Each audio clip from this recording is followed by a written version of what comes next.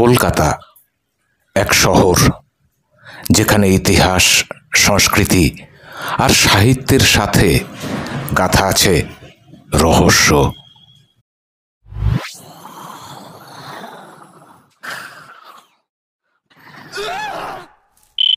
এই শহরের বুকের ভেতরেই লুকিয়ে আছে এমন কিছু ঘরবাড়ি যাদের অতীত আজও নিঃশব্দে চিৎকার করে ওঠে।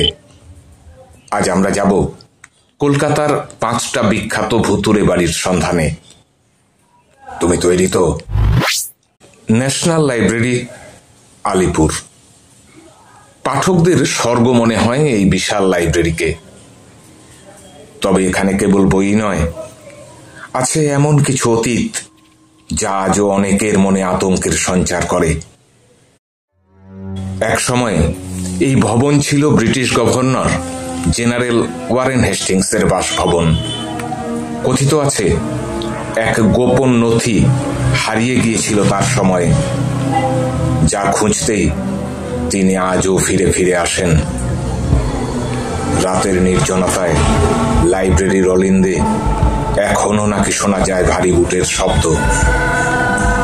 নিরাপত্তা কর্মীরা বলছেন অদৃশ্য কেউ যেন বইয়ের তাক থেকে বই বার করে করে রেখে দেয়। আবার যারা রাত কাটাতে গিয়েছেন তারা সবাই ফিরে আসেন না, অন্তত মানসিকভাবে।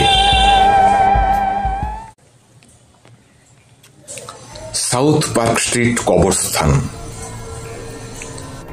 কলকাতার একেবারে বুকে অবস্থিত এই ব্রিটিশ যুগের কবরস্থান আজও সময়ের কঙ্কাল চেপে বসে আছে। সাদা মার্বেল আর ছায়াময় গাছপালার আড়ালে ঘুমিয়ে আছেন শত শত ব্রিটিশ নাগরিক। তবে গুমোট সন্ধ্যা নামলেই এখানকার পরিবেশ যেন হঠাৎ পাল্টে যায়।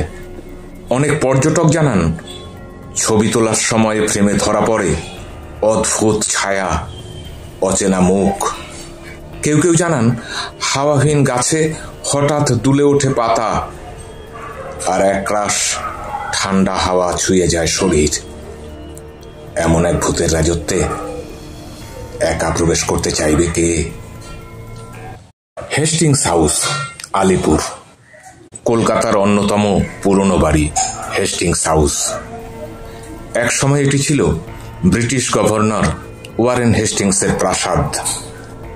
বর্তমানে একটি মহিলা কলেজ, কিন্তু এখানকার ছাত্রীদের অভিজ্ঞতা সত্যি ভয়ের।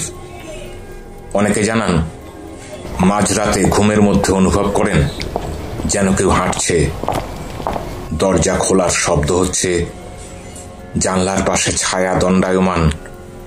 কিছু ছাত্রী এমনকি দাবি করেন এক ইংরেজ সাহেব নাকি সাদা ঘোড়ায় চড়ে বারান্দা দিয়ে প্রবেশ করছেন, আবার অদৃশ্য হয়ে যাচ্ছেন।